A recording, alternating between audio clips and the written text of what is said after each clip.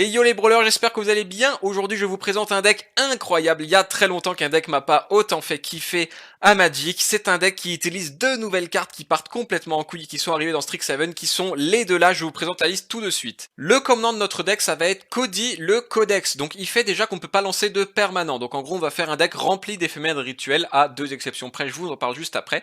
Pour 4 mana, on ajoute 5 mana de chaque couleur. Donc déjà ça nous stabilise et ça nous fait ramper. C'est déjà tip top. On va pouvoir lancer des sorts et en gros ça va exiler les cartes du dessus de notre bibliothèque jusqu'à trouver un sort moins cher, et ce sort va pas être lancé, il va être exilé et on peut le lancer quand on veut jusqu'à la fin du tour pour 0 mana, et ça c'est très important parce que du coup on va faire un combo avec cette carte, combo qui va utiliser Transfiguration en gros pour aller chercher Jadzi, Oracle Dark Avios, qui est une carte incroyable aussi. Pour ceux qui connaissent pas, vous pouvez soit vous défausser d'une carte et la remonter dans votre main, ce qui fait que si jamais elle allait se faire gérer, vous pouvez la sauver pour pouvoir la reposer plus tard. Mais surtout, elle a un trigger sorcellerie, donc en gros, à chaque fois qu'on lance un éphémère et un rituel, ça va déclencher quelque chose, sachant que les cartes exilées par Cody sont des éphémères rituels qu'on va pouvoir lancer ensuite, donc ça va bien trigger les sorcelleries aussi. Et en fait, à chaque fois qu'on va faire ça, on va regarder la carte au-dessus de notre deck. Si c'est un terrain, on la pose gratos sur le champ de bataille dégagé, et ça c'est important aussi. Et si jamais c'est un sort, on va pouvoir le lancer pour seulement un mana, peu importe le coût de mana de ce sort. Bien sûr, si c'est un éphémère ou un rituel, à savoir tout notre deck, ça va redéclencher la capacité, pouvoir relancer le suivant pour un mana, pouvoir relancer le suivant pour un mana, etc., etc., etc. Vous avez compris l'idée. Je vous explique tout de suite comment marche globalement le combo. En gros, vous posez Cody tour 3, tour 4, vous faites la capa, vous avez du coup 5 mana ajoutés à votre réserve, avec 4 mana, vous lancez la transfiguration, vous ciblez Cody ou un autre jeton si vous avez. Vous allez donc faire le capa de Cody qui va vous trouver un éphémère ou un rituel à lancer gratuitement. Ça va exiler Cody, ça va chercher Jadzi et le poser directement sur le champ de bataille parce que c'est la seule créature de votre deck. Du coup, vous avez un sort à lancer pour 0 et un mana en rab pour pouvoir du coup déclencher la capa de Jadzi et lancer gratuitement le sort du dessus de votre deck. Et du coup, avec le mana que vous allez avoir en rab, vous allez lancer n'importe lequel de ces sorts si vous le révélez du dessus de la bibliothèque. Si vous trouvez un gros payoff, vous allez tout de suite clore la partie, mais si vous trouvez une petite carte, bah ça vous fait toujours de la value à pouvoir lancer. Alors attention, il y a 4 cartes qu'on n'a vraiment pas envie de trouver sur les triggers de Jadzi ou sur les triggers de Cody. Ces cartes, ce sont erreur de lancement, négation, dispute mystique et occulter le soleil. Alors c'est des cartes, vous allez me dire pourquoi on les retire pas du deck, parce qu'elles sont quand même indispensables à pouvoir protéger votre plan de jeu. Malheureusement, Cody est quand même un peu sensible aux decks qui vont faire beaucoup de contre-sorts, beaucoup de gestion, et ça peut être assez chiant, donc l'important c'est de pouvoir protéger son combo pour garantir de faire de la très grosse value derrière. Très honnêtement, c'est pas cher payé de parfois ne pas faire de la value pour pouvoir en faire tout le reste du temps de manière beaucoup plus stable. A savoir que Occulter de Soleil est un sort à X qui peut retourner complètement la game parce qu'il va pouvoir vras toutes les artefacts, tous les enchantements, tous les planeswalkers de votre adversaire, en plus de poser énormément de trucs sur le champ de bataille, et en plus vous arrivez tard dans la partie, plus il va vous faire beaucoup un sort avec beaucoup de mana qui va pouvoir du coup cascade, un sort même qui coûte très très cher, et ça c'est vraiment incroyable de pouvoir faire ça avec Cody. Je vous explique pas plus, globalement le deck est composé principalement de gestion, de cartes qui vont faire beaucoup de value, de cartes qui vont poser du board sur le champ de bataille, de gros payoffs qui vont essayer de faire des conditions de victoire, et aussi on va avoir quelques petites cartes de rampe, notamment la séquence émergente qui est sympa parce qu'en début de partie vous rampez, et c'est une carte que vous pouvez quand même lancer quand vous avez Cody. Des permanents, à part Jadzi pour le plan combo, on en a que deux. On a le cachet d'ésotérisme parce que ça reste très bien pour accélérer. En fait, dites-vous que si vous avez Cody qui se tient sur la table, vous allez gagner la partie tellement vous allez dépasser votre adversaire. Le problème, c'est quand Cody arrive pas à tenir sur la table, on va avoir le cachet qui va permettre d'accélérer, de stabiliser votre mana, ça va toujours être très bien, et ça peut aussi arriver avant Cody, et on va avoir Hugin, bien évidemment, qui peut arriver très tard dans la partie, et si jamais vous êtes dans la merde, votre Cody est mort, vous n'avez pas réussi à tempo assez, il va pouvoir reset le board pour pouvoir vous donner un second souffle et pouvoir continuer d'avancer dans votre plan de jeu. Au niveau des Vras, globalement, on en a deux. Ce sont la peur paralysante parce que ça met -3/-3 à tout, et du coup on va donner le type construction de Cody pour pas qu'il prenne les dégâts. Ou alors si on a des jetons, comme par exemple les jetons en crelin sur le champ de bataille, bah on va nommer le type des jetons. Ce qui est bien, c'est que -3/-3 ça ne tuera de toute façon pas Cody, et on va pouvoir Vras tout le reste si votre adversaire a un deck qui est assez ras de terre, et sinon bien entendu on a l'événement d'extinction, on va pouvoir choisir pair ou impair pour dégager tous les trucs que notre adversaire aurait d'un peu chiant. On va faire tout de suite des games pour vous montrer comment ça marche, et vous pouvez vous faire une idée de si c'est pété ou pas. Alors, pour la première game, on affronte un Luca. Donc, vous savez, c'est la nouvelle duel fast card. Il y a un côté où c'est un chien, en gros, qui fait qu'à chaque fois qu'on va la cibler ou cibler un autre de ses permanents, en gros, il va piocher une carte. Et sinon, Luca, il peut, pour -2, en gros, réanimer des créatures sur le champ de bataille et leur donner célérité. Donc, nous, là, on a une main. Vous voyez, on n'a pas trop nos couleurs, mais comme je vous disais, c'est pas très grave. On a une main avec le combo Transmogrify déjà dans la main de départ, sachant que son deck n'a... Je ne pense pas que ce soit un deck qui interagisse beaucoup, parce qu'en fait, il y aurait assez peu d'intérêt en fait à jouer Lucas si jamais il jouait pas un plan créatureux. Si jamais il voulait jouer un deck contrôle, ça aurait pas beaucoup de sens. Donc là, ce qu'on va faire, c'est essayer de trouver au-dessus du deck un land qui arrive d'étape pour pouvoir balancer directement le combo tour 3, mais je n'en trouve pas, donc pour l'instant je vais bottom. On va pouvoir regarder sa main. Alors, joie des compagnons, ça doit survivre le tour avant de faire quoi que ce soit, donc à la limite on aura le temps de le gérer. Par contre, Felidar, il peut le poser, lander tout de suite, et on n'a même pas la priorité avant qu'il ait faire des trucs, donc c'est assez chiant. Son top deck était un non-trap sort, donc là j'ai un peu le seum parce que du coup j'avais besoin de garder Smith de nez 3 pour casser sa joie dans les compagnons, mais du coup il me l'a viré, donc je suis un peu déçu actuellement. Surtout que actuellement je vais pas pouvoir poser grand chose. Alors d'un côté, comme je vois sa main, je sais que Cody risque pas de prendre un anti-bet tout de suite, et je me dis si je pioche un land dégagé, et ben je peux directement me mettre bien et faire 5 mana, pouvoir lancer plus ou moins n'importe quoi, donc ça me ferait plaisir. Et là, pour l'instant, j'attends de voir ce qu'il va faire. Donc pour l'instant, je vois des compagnons, comme prévu. Je ne pioche pas de land, donc c'est assez dommage parce que je pourrais pas faire l'activation de la capacité de Cody, donc je suis un peu déçu, il faudra que j'attende le tour suivant. Donc là, en fait, ce que je vais faire, c'est que je vais attendre de voir s'il développe pas sa Chandra, et en réponse, je ferai fracassement d'âme. Comme ça, je pourrais directement la tuer. Et du coup, je serais peinard. Et à la limite, l'entrave sort, je le tuerais avec le commandement de Prismari qui est dans ma main. En fait, c'est comme ça qu'il faut réfléchir, je pense, en brawl, c'est se dire, ok, ça, je le tuerai avec ça je le tuerai avec ça, et comme ça, vous essayez de garder toujours le contrôle de ce qui se passe. Donc là, je vais tuer, bien sûr, sa phalène, parce que c'est très chiant. Et du coup, je vais pouvoir ajouter les 5 manas pour tuer sa joie des compagnons. Et du coup, là, ça va me cascade un sort gratuitement. Alors, je suis assez content, parce que c'est une carte qui va exiler un permanent, donc je vais pouvoir lui virer son entrave sort. Et je vais pouvoir lander ça aussi parce que pour l'instant je veux du mana. Ce qui est bien là, c'est que on va bientôt pouvoir aller tuto notre Jadzi, donc ça fait très plaisir aussi. Je me disais que j'allais devoir sacrifier Cody, et là en fait il me régale parce qu'il vient de me donner une créature pour faire Transmogrify dessus, et ça c'est juste un régal à pouvoir faire. Donc du coup, comme prévu, j'ajoute les manas à la réserve, je vais pouvoir sacrifier le gobelin, aller du coup chercher Zadzi sur le champ de bataille, et là j'ai non pas un mais deux mana up pour pouvoir éventuellement faire 2 fois la capa de Jadzi. Donc là je suis super content, je vais pouvoir du coup mettre 3 blessures à une cible, je vais tuer bien sûr Lamila en premier parce que j'ai pas envie qu'il pioche un milliard de cartes. On trouve un tutor à éphémère rituel au-dessus du deck, on trouve encore une carte au-dessus du deck, on trouve encore une carte, mais là malheureusement je n'ai plus de mana pour la faire. Donc je vais pouvoir juste résoudre tous mes sorts qui vont faire énormément de value. Là je prends globalement ce que je veux, hein, donc je peux regarder ce que j'ai sur le champ de bataille. Je vois quand même que il a pas mal de petites créatures, donc je pourrais soit prendre une Vras, soit prendre de quoi tuer Chandra, soit prendre un gros payoff, et là en fait je vais décider de prendre le gros payoff, parce que sa Chandra en fait, actuellement elle peut rien me gérer, et moi je pourrais juste bourrer dedans avec Jadzi. Vous voyez là déjà l'oppression qu'a mis Jadzi. Il vient d'arriver, le tour là, il vient d'arriver, et tout de suite, tac, il a fait énormément de value, il a rempli ma main, il m'a fait ramper. C'est vraiment incroyable ce que fait cette carte, c'est juste fou. Ce plan combo est tellement plaisant à jouer, en plus d'être super fort, c'est un plaisir. Donc là, j'ai ma peur paralysante en main, je vais pouvoir la jouer, mais d'abord, je vais bien sûr pouvoir faire une révélation d'Alrune, c'est gratuit, c'est pas cher, en plus ça va me tuto un autre sort, en plus comme j'ai encore un mana hub, ça va trigger du coup le Jadzi pour pouvoir aller chercher une carte gratuitement, et ça fait plaisir. Donc là voilà, j'ai trouvé la Sapience, pof, je vais pouvoir lancer gratuitement du coup mon évasion dans les friches, piocher un milliard de cartes, avoir un tour sup, pouvoir lander, pouvoir du coup lancer la Sapience, du coup trigger Jadzi, avoir encore un man up.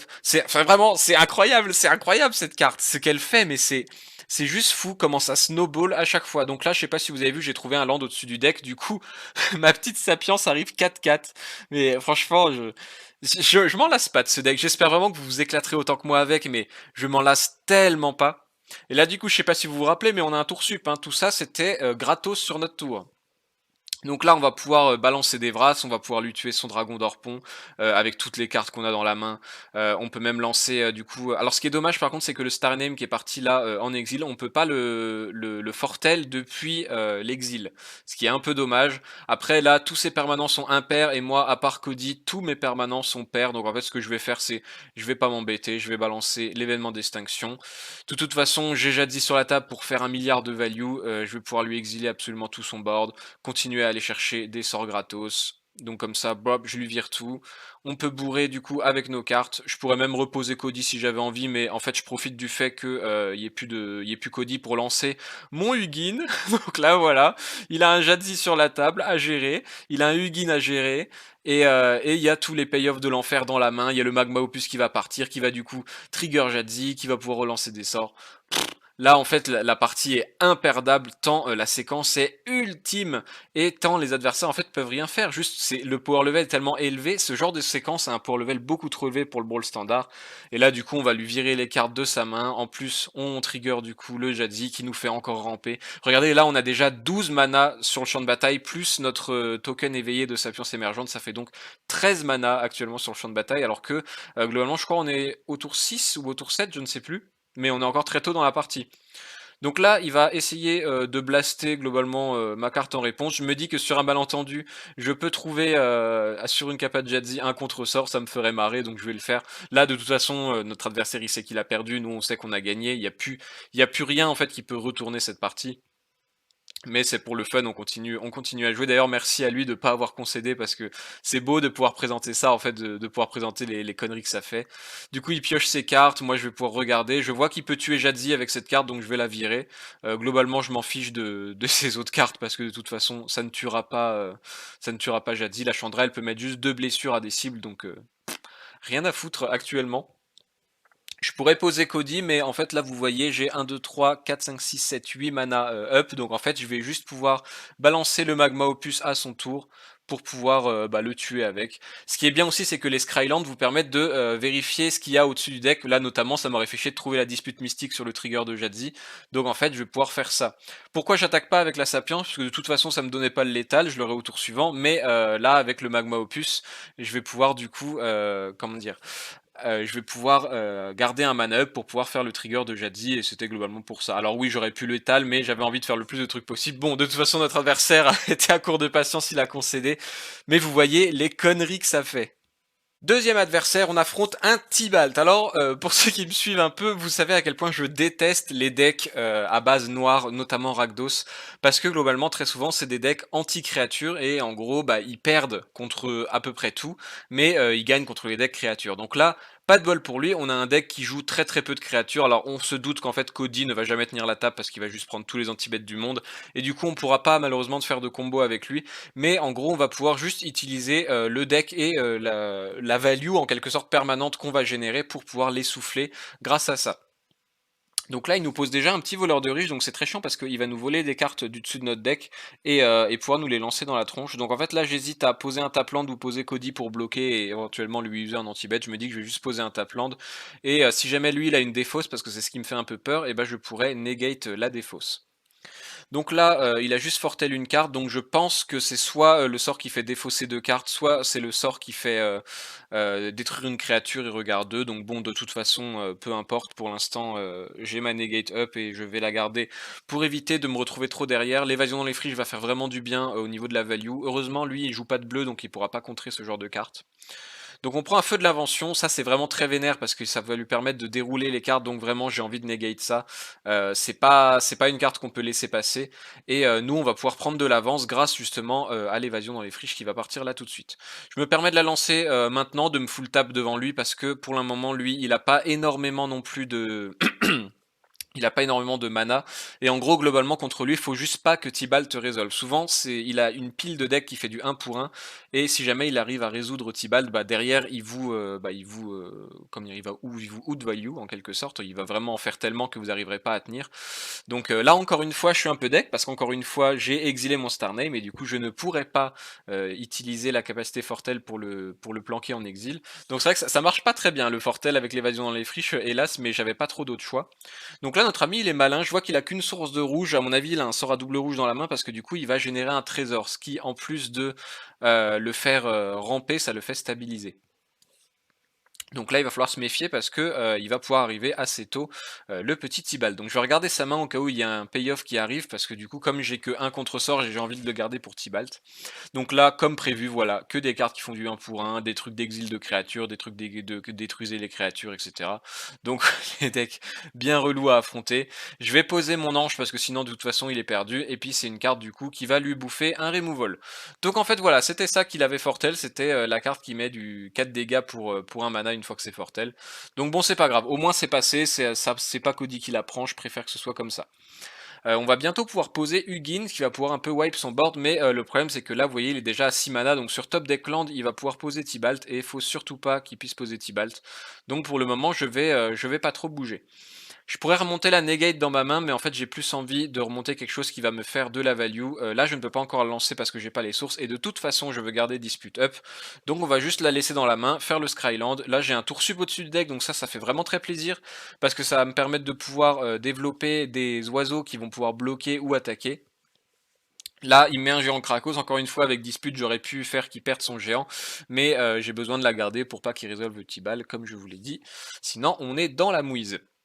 Surtout qu'avec Tibalt, il m'aurait viré ma révélation d'Alrune, sauf que j'avais oublié ce voleur de riche que je déteste, et du coup, bah oui, j'ai laissé au-dessus du deck une carte qu'en fait je lui donne et qui va pouvoir lancer et qui est très très puissante.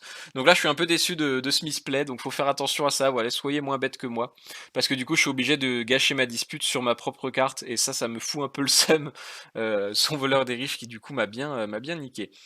Donc là, j'ai un magma opus, donc c'est très intéressant parce que je vais pouvoir lui gérer ses créatures tout en faisant en sorte que je ne me prenne pas Tibalt, parce que du coup magma opus est un éphémère, et comme je vous l'avais dit lors de la revue de spoiler je crois, ou lors de la vidéo Galazette, on peut le lancer à l'entretien, pour en fait casser ses créatures, et je vais lui couper ses sources de rouge, comme ça il ne pourra pas lancer son géant Krakos, et moi ça me donnera encore un tour.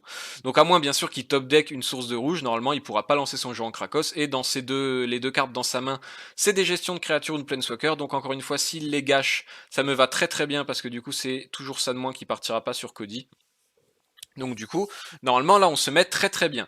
Je pose une 4-4, je lui tue ses créatures, je lui coupe ses sources de rouge, je lui fais qu'il ne peut pas lancer Tibalt à ce tour-ci, quoi qu'il arrive, et il top deck une source de rouge. Donc je suis un peu déçu parce que du coup mon plan reposait un peu sur ça, mais bon c'est pas très grave, on a un 4-4 qui chump sa 4-3, nous il faut quand même qu'on vérifie notre vie parce qu'on a que 8 PV, donc là je vais attaquer, je me dis dans le doute il peut trade, et comme ça nous on est tranquille, mais non il va me laisser passer les points. Donc maintenant je vais pouvoir résoudre l'appel des Maria, et en gros l'idée de mon play c'est que je vais garder 2 mana up pour mon verset disparaissant. Donc en fait j'ai plusieurs choix, soit je fais Transmogrify, oh bah voilà, en fait c'est le choix que je vais faire, je vais aller chercher Jadzi, je me rappelais plus du choix que j'avais fait. Donc voilà, et là j'ai plein de mana up, donc je peux faire Affre du Remords, du coup déclencher la capa de Jadzi, et là pas de bol, comme je vous dis, c'est encore ces 4 cartes qu'on ne peut pas lancer, donc là je vais devoir la lancer juste pour qu'elle dégage. Et derrière on a encore une carte qu'on peut pas lancer, vraiment pas de bol, il y en a que 4 dans tout le deck, et on tombe dessus. Donc là, ce que je fais, c'est qu'avec Affre, je lui dégage ça, et en gros, il me reste le verset disparaissant. Ce qui fait que, en gros, il va sans doute poser sa 3-1 qu'il a dans sa main, qui fait que chaque joueur sacrifie une créature ou une planeswalker. Et moi, en fait, j'ai pas envie de cibler son géant Krakos parce que j'ai pas envie de prendre 2 dégâts. Du coup, je vais me servir de sa carte pour tuer son géant Krakos sans le cibler, parce que du coup, je vais pouvoir lui exiler sa 3-1. Et du coup, lui, il va être obligé, en gros, de sacrifier son géant Krakos, et comme ça, on est débarrassé. Moi, je vais bien sûr sauver mon Jadzi parce que c'est très important. Là, j'aurais dû, je pense, garder cette évasion dans les friches. Je pense qu'elle était plus importante que des cartes comme Appel des Meria, mais j'avais vraiment envie de résoudre du board sur les tours suivants, donc c'est pour ça. J'ai préféré défausser ça. Et là, en fait, il pose Valky pour pouvoir nous voler notre Jadzi, sauf que notre petit Hugin est là, et là, du coup, bah, ça va le mettre très mal parce qu'on va avoir notre erreur de lancement dans la main, au cas où il a un éphémère ou un rituel pour tuer Hugin. On va pouvoir faire plus 2 sur son Tibalt, récupérer Jadzi, tout ça avec un contre-sort up, et on l'envoie dans l'espace parce que lui, il sait que derrière, il est à poil, et voilà comment on a outvalue un deck, même sans poser Cody de toute la partie. Troisième game, on affronte un Rada. C'est bien parce qu'on a affronté un peu de tout. On affronte des agros, on affronte des contrôles, on affronte des midranges. Donc là, on a une main de départ qui est quand même acceptable. En fait, on a une contrainte qui nous permet de virer notamment les cachets qu'il aurait éventuellement dans la main. Donc là, on a absolument rien. Il a que des créatures, donc c'est très bien. Nous, ça nous arrange parce que du coup, on sait qu'il nous tuera pas trop Cody, et que normalement, du coup, on va pouvoir le battre à la value. Le verset disparaissance, c'est une très bonne carte, mais en début de partie, on a vraiment envie d'avoir des land pour pouvoir faire des gros sorts, pour pouvoir lancer des payoffs et profiter énormément de la value qu'on va faire parce que souvent on va piocher des cartes aussi. Donc du coup voilà, on veut surtout du mana, c'est pour ça que là j'ai préféré du coup bottom ce sort, même si c'était un très bon sort. On se prend encore un voleur des riches, donc du coup nos Scrylands ne seront plus très utiles à partir de maintenant. Donc du coup c'est pas grave, on va tout simplement développer notre Cody et en gros l'idée c'est que là on va directement pouvoir faire le commandement de Force Sapiens même si on n'a pas les couleurs du tout pour le lancer. Et là c'est vraiment ça, la force de Cody, c'est que même si la banne à base est en carton, et ben c'est pas grave parce que vous allez pouvoir lancer vos cartes. Donc là en gros avec commandement de Force Sapiens, je vais mettre 3 blessures à n'importe quelle cible et je vais pouvoir lui tuer son Grimgully et je vais pouvoir créer un 3-2 qui pourra du coup bloquer son voleur de riche et arrêter de faire en sorte qu'il m'attaque et qu'il me vole des cartes. Du coup, tac, sur le trigger, on trouve un affre du remords, on va pouvoir regarder sa main et virer un truc chiant. Je suis très content parce qu'il y a une Vivienne que j'avais vraiment pas envie de voir. Vivienne, globalement, les Planeswalkers, on a un peu de mal à les gérer quand même dans ce deck, donc souvent il faut les contrer, ou alors il faut vraiment lancer un gros payoff pour les tuer, donc on est plutôt content de pouvoir l'enlever de la main dès le départ. Donc là, il remplit vraiment le board. Ce voleur de riche qui continue à m'emmerder. Et en plus, il m'a volé mon Transmogrify. Donc je vous avoue, j'ai un peu le démon là parce que je sais que j'aurais pu partir en combo dès le tour suivant.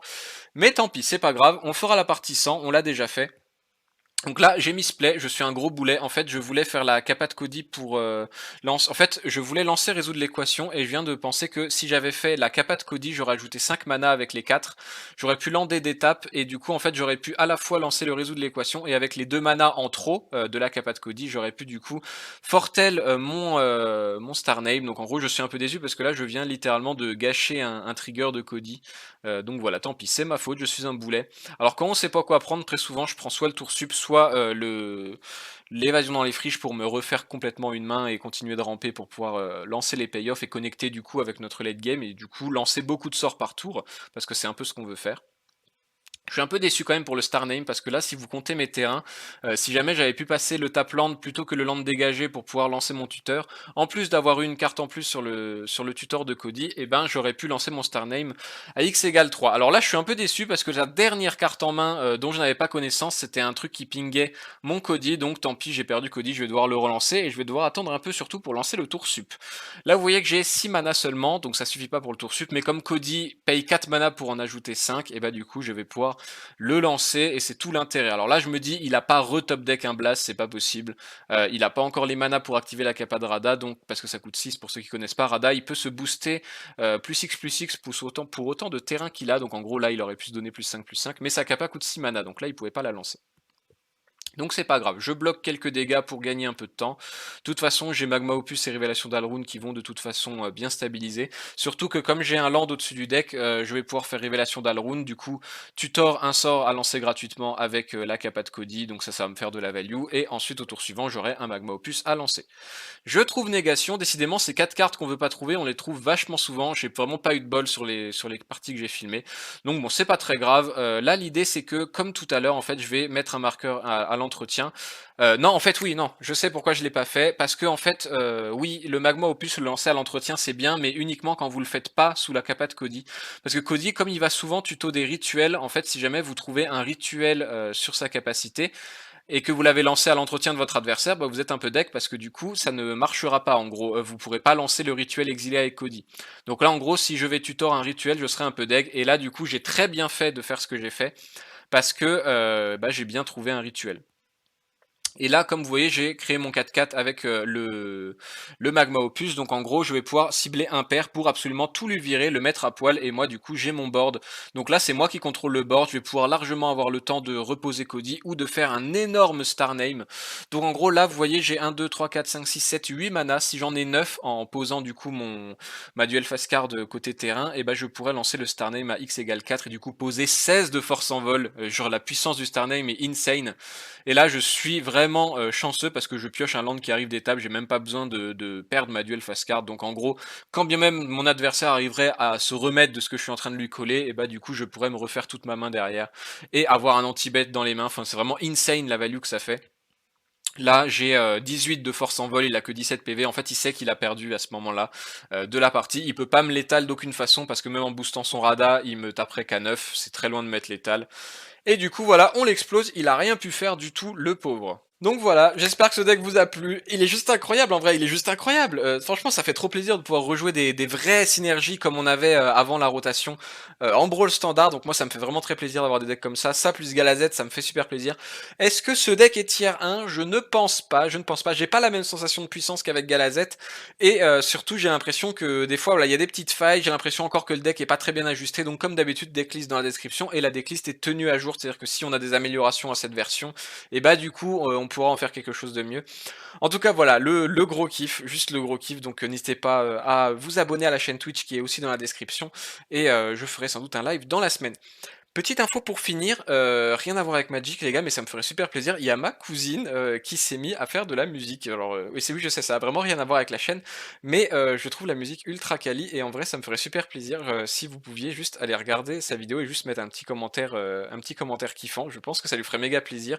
Je trouve qu'elle chante de ouf bien et son travail est ultra quali et quand on se lance dans un truc comme ça, des petits commentaires qui font plaisir. C'est vraiment le truc qui fait que ça te donne envie de continuer, ça peut te donner énormément de force et de motivation. Donc voilà, leur dites surtout pas que vous venez d'ici ou quoi que ce soit, juste si vous pouviez nous mettre un petit commentaire pour lui donner de la force, ça me ferait super plaisir les gars, et je vous en serais très remerciant. Le lien vers sa musique est dans ma description, et au pire, normalement, elle s'affiche juste ici. Voilà, sur ce, je vous dis à la prochaine tout le monde.